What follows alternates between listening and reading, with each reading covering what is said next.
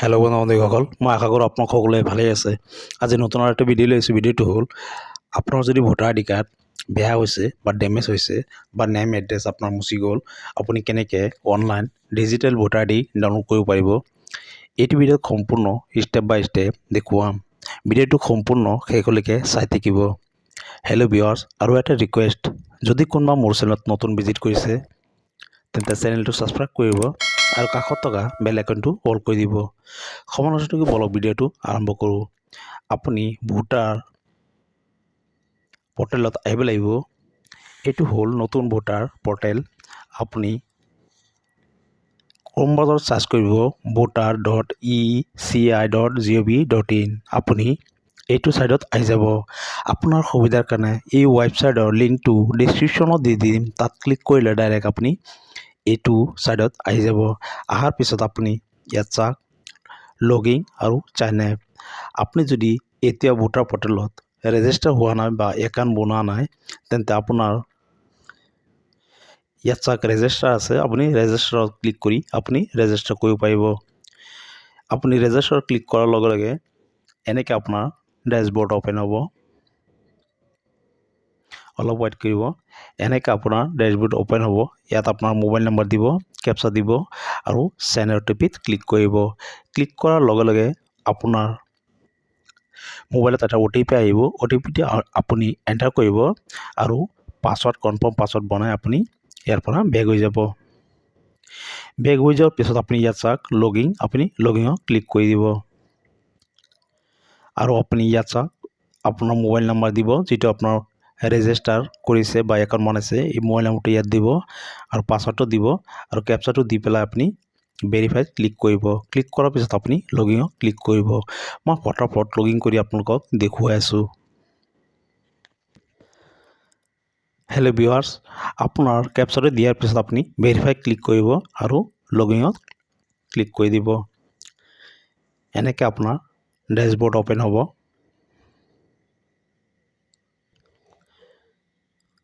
Hello' viewers, এনেকৈ আপোনাৰ dashboard open হ'ব। আপুনি ইয়াত চাওক কেইবাটা অপশ্যন পাব। ইপিক নাম্বাৰ, আপুনি ইয়াত চাওক এণ্টাৰ ইপিক নাম্বাৰ। আপোনাৰ যিটো ভোটাৰ চিৰিয়েল নাম্বাৰ আছে আপুনি এইটো বক্সত এণ্টাৰ কৰিব আৰু ইয়াত চিলেক্টত ক্লিক কৰি আসাম চিলেক্ট কৰি ল'ব। মোৰ ইপিক নাম্বাৰটো দি পেলাই আপোনালোকক দেখুৱাই আছোঁ।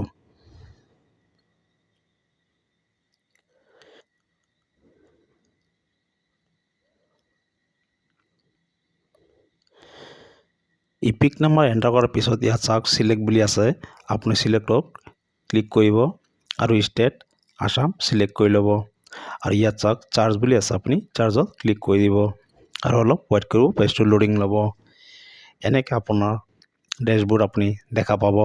ইয়াত চাওক আপোনাৰ ইপিক নাম্বাৰ দেখাব, ইয়াত আপোনাৰ নাম, ইয়াত আপোনাৰ ৰিলেটিভ নেম, আপোনাৰ ফাদাৰ্ছ বা মাদাৰ্ছৰ নাম, ইয়াত আপোনাৰ ষ্টেট, ইয়াত আপোনাৰ বিধানসভা যিটো আপোনাৰ চিটি হয় আৰু ইয়াত আপোনাৰ মোবাইল নম্বৰ শ্ব' কৰিব আৰু অলপ স্ক্ৰল ডাউন কৰিব।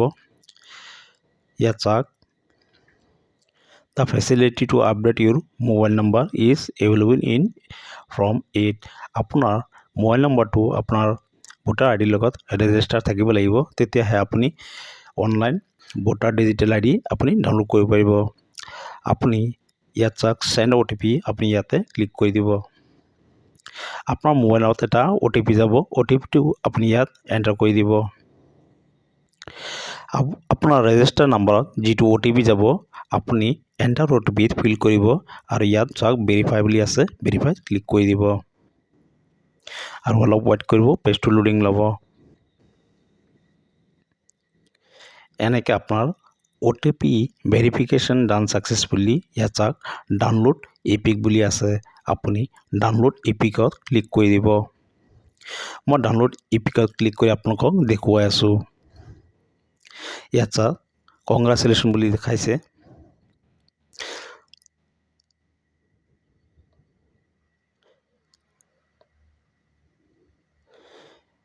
এনেকৈ আপোনাৰ ভোটাৰ আই ডিটো এনেকৈ ডাউনলোড হৈ যাব।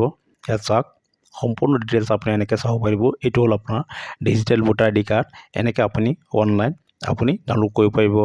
ইয়াত QR কোড, আপোনাৰ ইপিক নাম্বাৰ, আপোনাৰ চিৰিয়েল নাম্বাৰ, আপোনাৰ দেউতাৰ নাম আপোনাৰ এছেম্বলি কনষ্টিটিউয়েন্সি আৰু আপোনাৰ পাৰ্ট নাম্বাৰ আপোনাৰ পুলিং ষ্টেচন এড্ৰেছ আপোনাৰ ভিলেজ এড্ৰেছ আপোনাৰ কেন্দ্ৰ সম্পূৰ্ণ ডিটেইলছ আপুনি চাব পাৰিব আৰু তলত আপোনাৰ কিছুমান গাইডলাইন্স আছে এইটো আপোনাৰ ডাউনলোড হৈ যাব আৰু এই কাৰ্ডখন আপুনি কম্পিউটাৰ দোকানৰ পৰা ধুনীয়াকৈ আপুনি প্ৰিণ্ট কৰিব পাৰিব একদম আপোনাৰ ডিজিটেল মোডত মই আশা কৰোঁ ভিডিঅ'টো আপুনি বুজিব পাৰিছে যদি ভিডিঅ'টো ভাল লাগিছে এটা লাইক কৰিব আৰু যদি কিবা সুধিব আছে কমেণ্ট কৰিব পাৰে ধন্যবাদ